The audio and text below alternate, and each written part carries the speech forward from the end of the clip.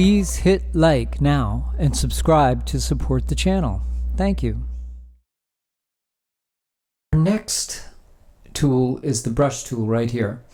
This is what we're using all the time. Oh my gosh, that's the one. So if we take our cursor and we put it over here, we can see that our brush is a certain size. If we look at what it's dealing with here, it's dealing with exposure. You know, it can deal with any of these things: color, temperature, tint, exposure, contrast, highlight, shadows, whites, blacks, textures, clarity, dehaze, saturation, sharpness, noise, moire, defringe color. Now, those are all the ones that come with it. These are ones that we create, and we'll be creating some of these later. But for right now, we're just getting the use of the brush tool. So we're going to start with exposure. Okay, so we click on exposure. That's the one there. We can see the exposure is taken up. So if we draw with it, you can see the exposure goes up a bit. Now, once we draw with it, what it does is it creates a mask. If you want to actually visually see that mask, it'll be a visual in red to show you that that's where you drew the mask. You press 0 and that mask will appear there. Okay.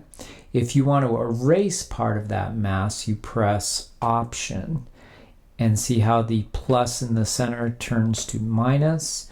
You can then delete or draw out some of the masks that you don't like, and then you can leave the part that you do like.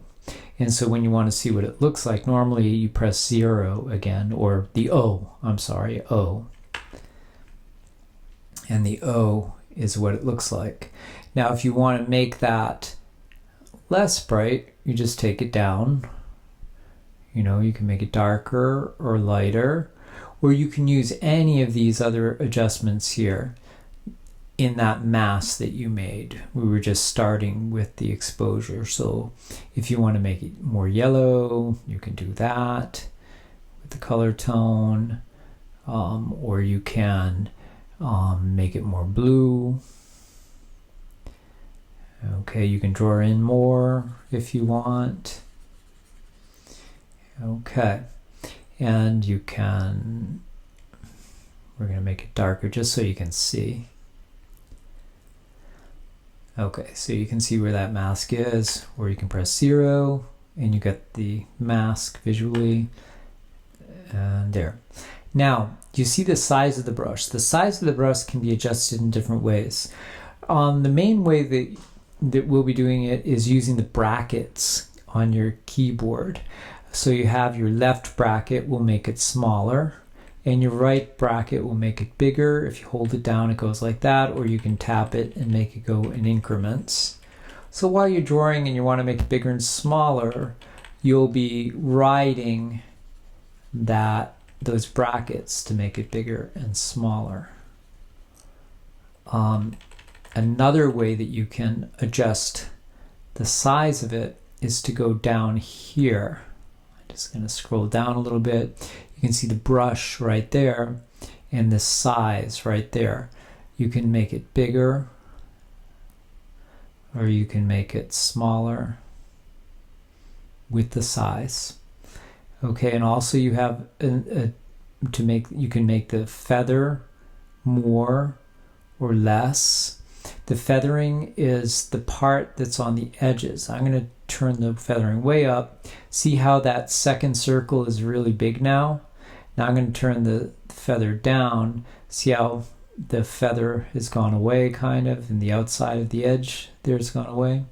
So the feather is how much that light little area around it when you draw, whether it makes it soft like that, or if you wanted it hard.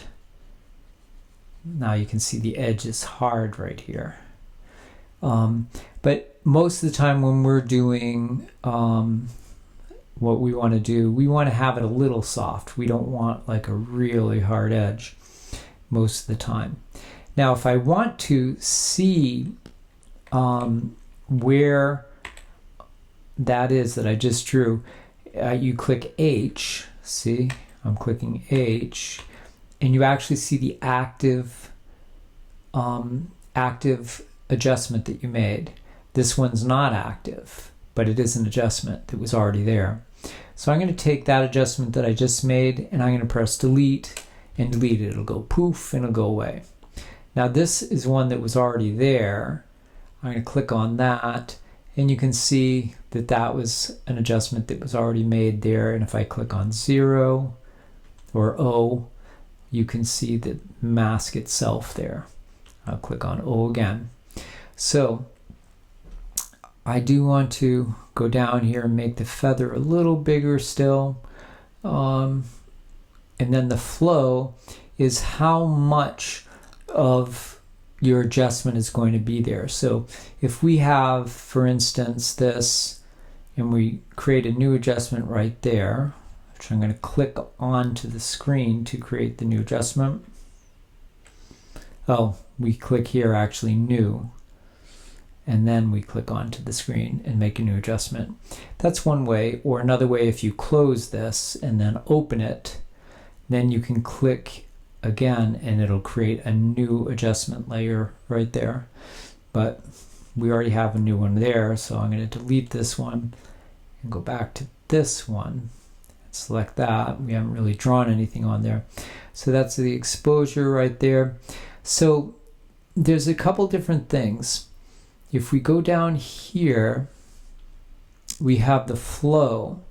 The flow is how much is going to be drawn in. So we can adjust the flow with the numbers. If we press 5, you can see it goes to 50.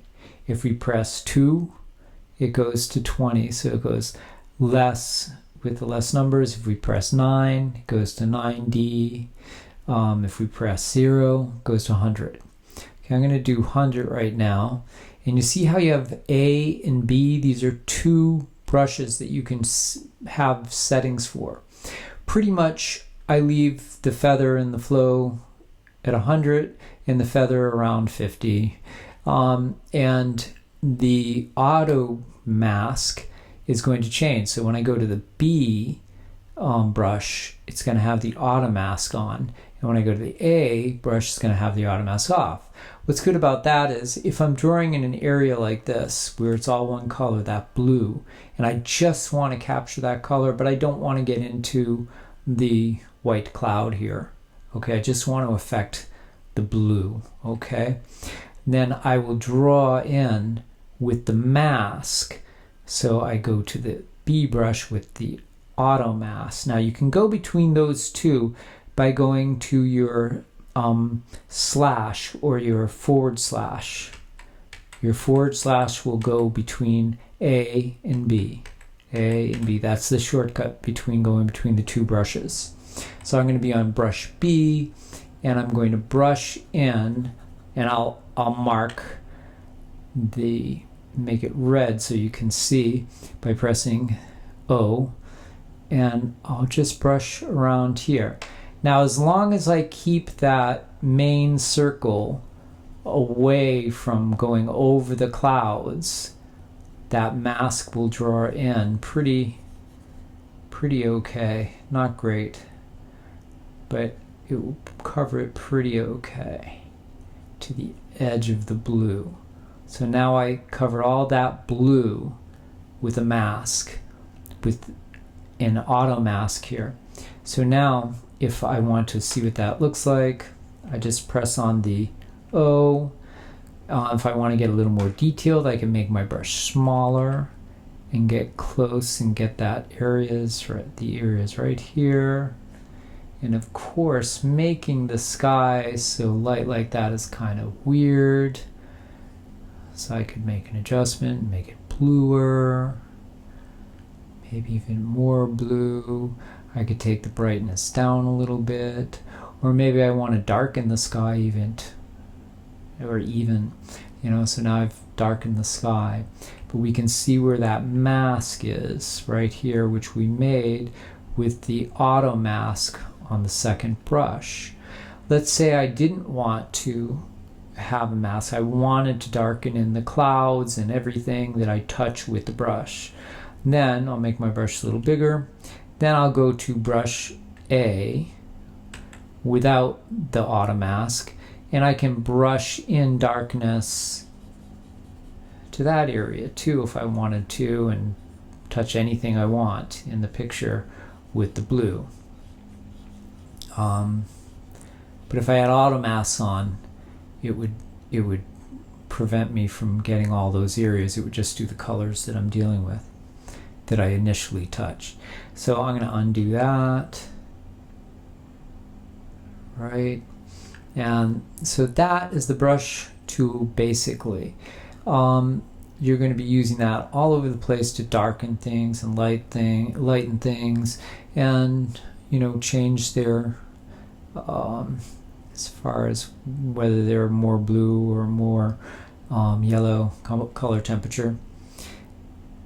So we'll get out of that. Next, we are going to look at the different panels in Lightroom. All these different panels right here. So we will see you in the next video. Thank you.